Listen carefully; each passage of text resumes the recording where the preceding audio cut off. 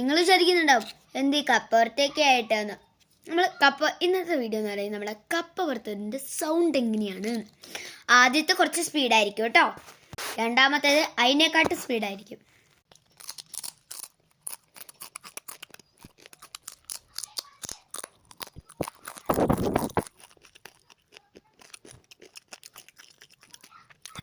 No reaction.